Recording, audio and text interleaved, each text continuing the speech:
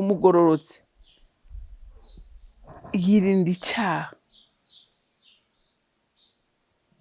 Ugasanga n'abantu bagenda amajoro barara amajoro bataruhuka, kuko umubiri wacu urakeneye kuruhuka.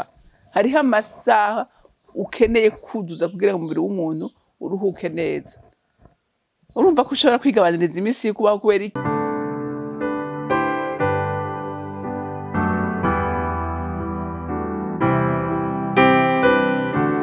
Bakunzi ba Holy Canaan TV, ndanezerewe kandi gusubira guhura namwe ngo tuganire ijambo ry'Imana.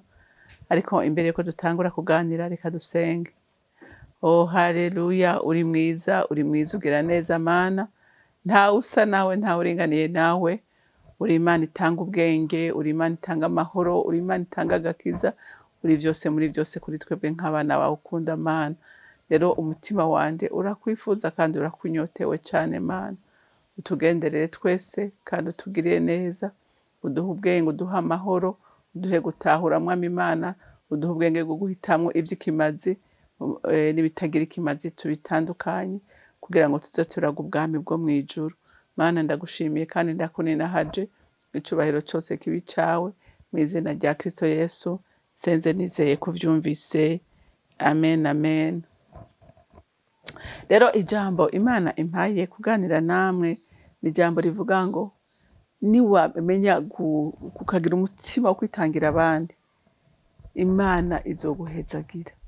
Imana izoguhezagiza n'ibisumba ibyo wari witeze. Kubera iki? Kubera ufise umutima wagutse ukwigwamwo abandi, ufise umutima wagutse wifuza gukora ibyiza. Haleluya bantu b'Imana. Imana isi yayidushizemwo kugira ngo tuyirepresente. Kuko Imana n'ukuri murabizi. Imana nta kintu kigoramanze kiba mu Mana.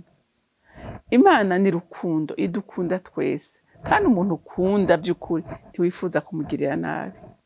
Wifuza kumutunganiriza neza ibintu ku rutonde. Rero hari umugabo yasavye Imana, isaba ubwenge bwo kuraniriza neza abantu. Imana iramuhezagira birenze. Kubera yasavye ikintu atari inyungu yiwe ariko ari inyungu y'abandi. Imana ikogwako. Haleluya. Rero iminsi yose nawe igihe uzoba uri kurondera inyungu y'abandi, Imana izoba ironse igikoresho, izoguhezagiza ibintu birenze ivyo wiyumvira. Reka dusome mu Bami ba mbere, dusome igice cya 3 duhere ku murongo w'9 dushikane ku murongo w'14. None rero jewe umusavyi wawe numpa umutima w'ubwenge, nshobore gucira abantu bawe imanza, menye gutandukanya ikibi n'iciza.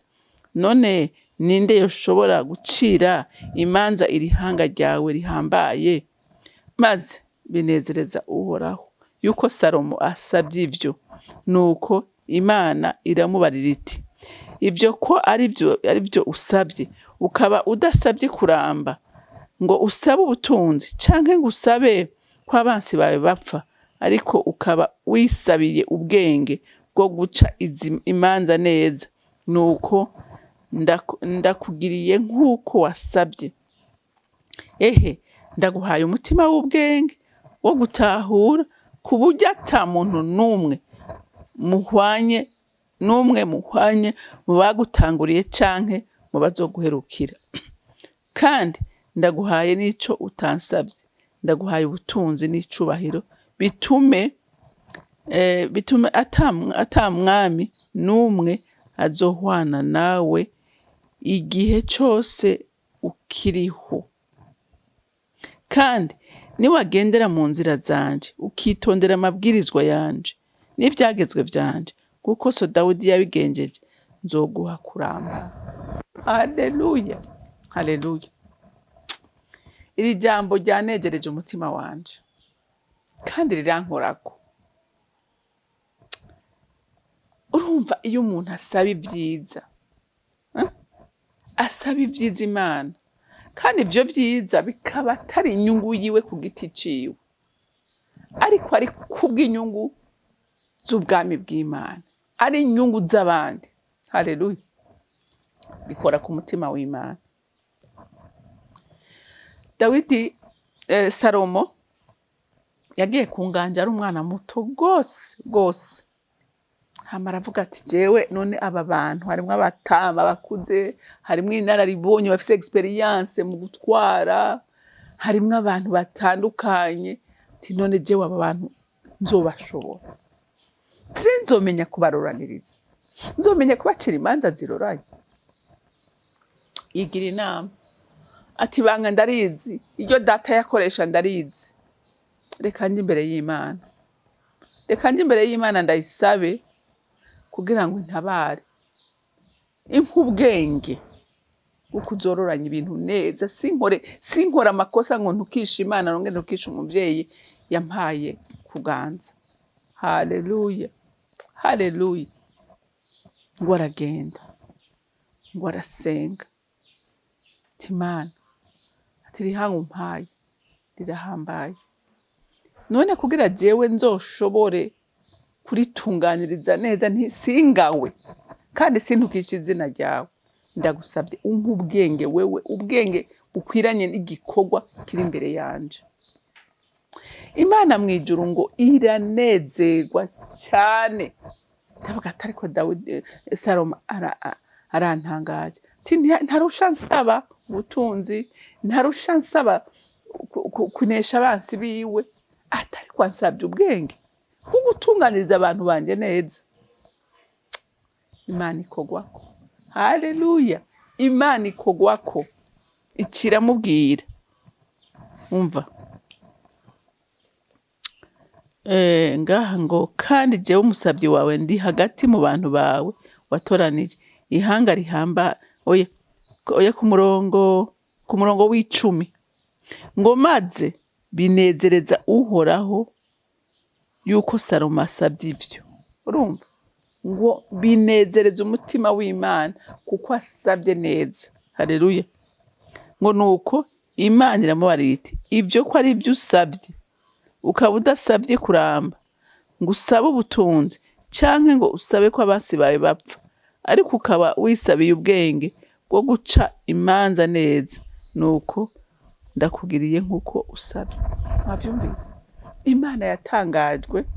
Muze murabe kenshi niyo tuja mu masengesho, tuja gusengera ubugingo bwacu, tuja gusengera ubugingo bw'abacu, tuja gusengera ubutunzi, tuja gusengera ibibazo bitandukanye, ariko ni gake uzobona umuntu ahaguruka ngo agiye gusenga, agiye gusengera igihugu, agiye gusengera abandi bantu.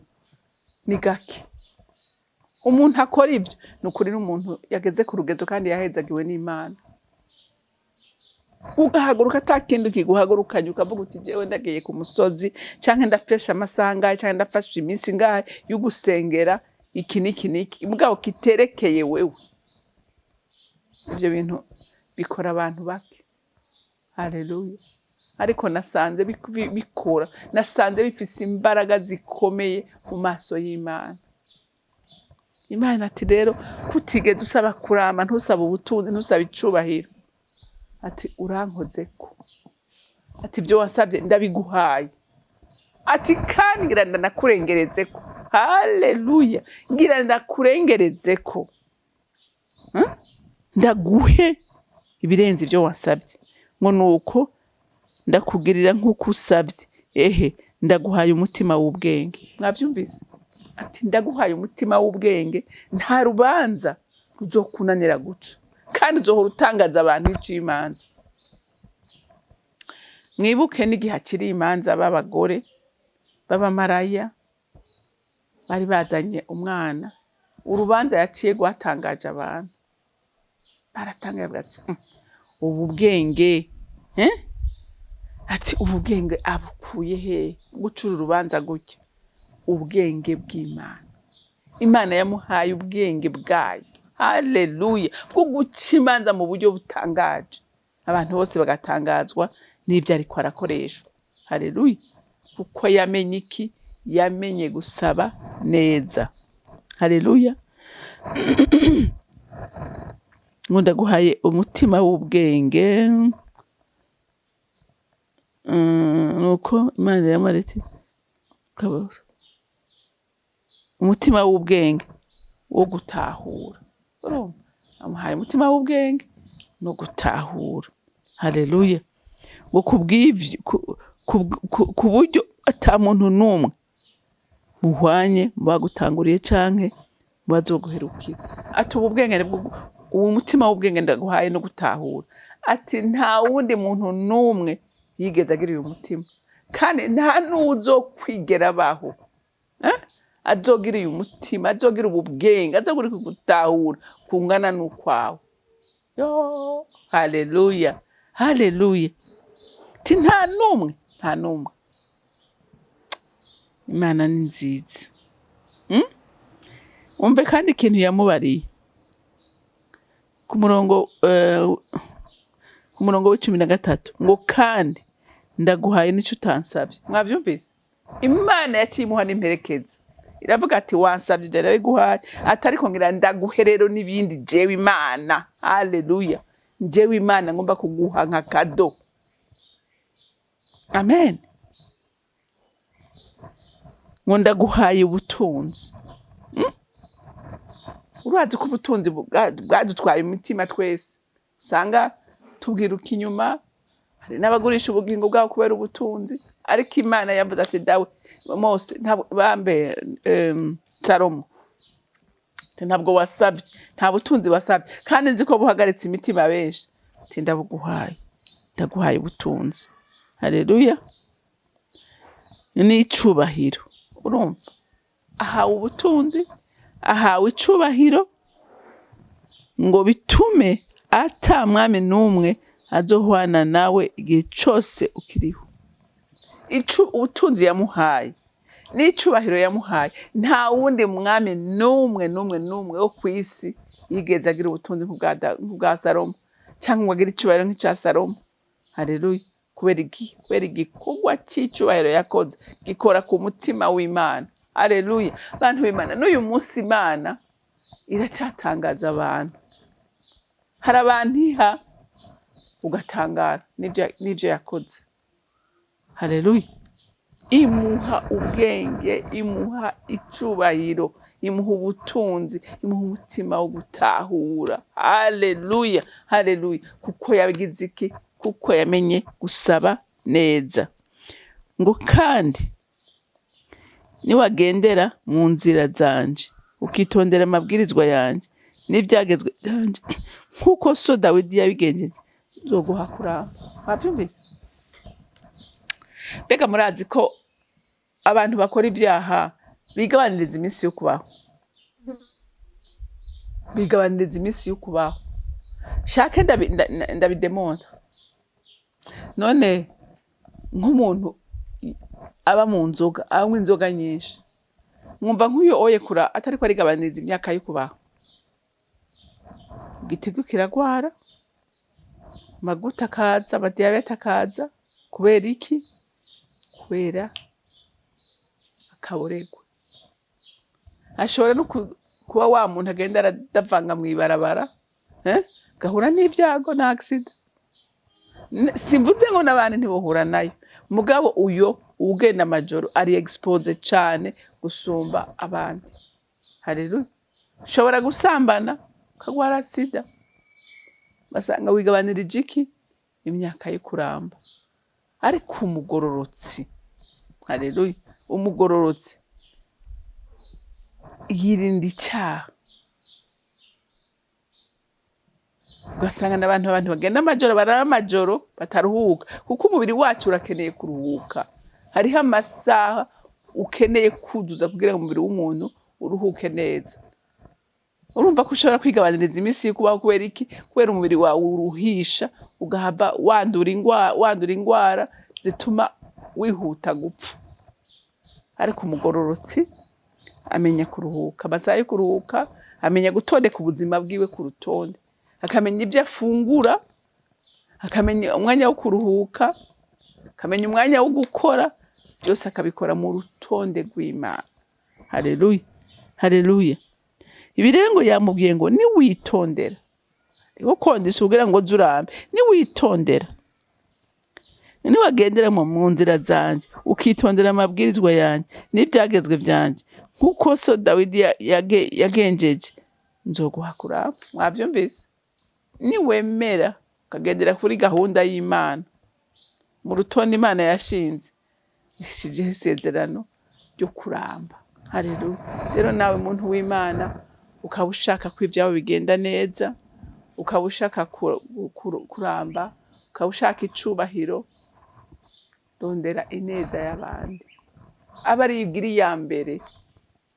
ugira iya mbere, Imana izoguhezagira, kuko Imana ikeneye abantu bitangira abandi. Haleluya. Na Kristo ubwiwe kugira ngo aronke izina risumba ayandi mazina yose, hari igikorwa yakoze gikora ku mutima w'Imana, yahuje abantu n'Imana biciye mu bise by'amaraso yiwe. Imana imuha izina risumba ayandi mazina yose. Haleluya. Imana imuha icubahiro. Rero nawe ukaba ushaka icubahiro, haranira kurondera inyungu z'abandi. Haleluya. Kuko uzoba ugiye mu gishingo c'Imana. Imana yo mw'ijuru rero ibampezagirire. Mwami wanje, Mana yanje, sindambirwa kugushima no kugushimagiza no kugushira hejuru, kukugira neza Mana. Ninde yagukoreye ngo umutetereze? Ninde Mwami Mana yagendeye mu byagezwe vyawe ngo areke kugirirwa neza n'ijuru? Ntawe Mwami, ntawe uhari. None ndasenze n'ubu ukomeze gukangura imitima yacu twese, wa Mana we, dukomeze kurondera mu nyonga hawe no kugororoka, kuko ariho tuziga ibyiza gusa. Urakoze kuvyumvise, icubahiro cyose kibi cawe, mu izina ryawe ryera Yesu Kristo umwami wanje, senze nizeye kuvyumvise. Amen, amen. Mwarahezagiwe, mugire umunsi mwiza.